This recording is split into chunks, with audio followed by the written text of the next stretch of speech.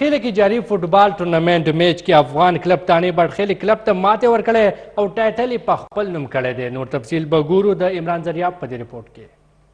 د لوبو میدانونه د هم اندرزګاه بللی کیږي ځکه خو ځوان کل په لوبو کې برخه اخلي او د جسمانی حفاظت سره سره د معاشري محافظ هم جوړیږي. د ملکن سرخار بڑخیله کې د تیرو 2 میاشتونو جاری د فوټبال میله پای ته ورسېدل. فائنل میچ کې افغان کلب تانه بڑخیلی ته ماته ورکړو او ټایټل یې په خپل نوم کړو. د افغان کلب تانه لخوا وړاندې ګول د وړاندې هاف په ولسم او دویم ګول په 28 منټ کې وشو او دا رنګه د تانه کلب لخوا د دویم هاف په 15 منټ کې دریم ګول هم وشو. د بڑخیلی کلب لخوا د ګول کولو ډیری نیوکې وشوې خو په اخري لمحاتو کې صرف یو ګول د بڑخیلی په برخه ورسېدو. تحصیل کونسلر محمد الیاس خان د میچ مشر میلمه وو. د سیمې مشرانو او ځوانانو په ګڼ شمېر کې ګډون وکړو او د میچ نه یې خوندونه پورته کړه. د لوبغاړو وینا د کچري حکومت ځوان کل ته میدانونه او سہولیات ورکړي نو د ملکن خاوره ډیره زرخیزه ده. دا ځوانان د ملک نوم په خشن روښانه کولی شي.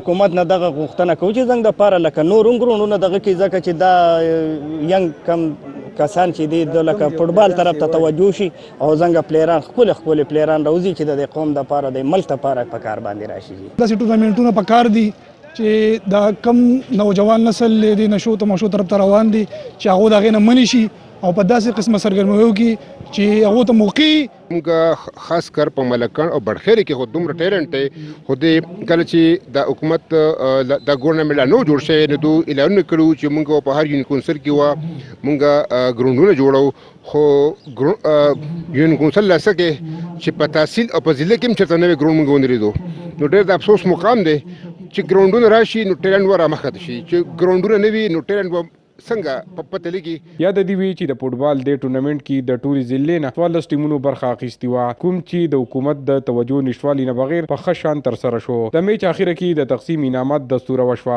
مشر میلمه تحصیل کونسلر محمد الیاس خان په کامیاب لوبغاړو کې ټرافي شیلډونه او نقد انعامونه تقسیم کړل. عمران زریاب خیبر نیوز بڑخیلا ملکن.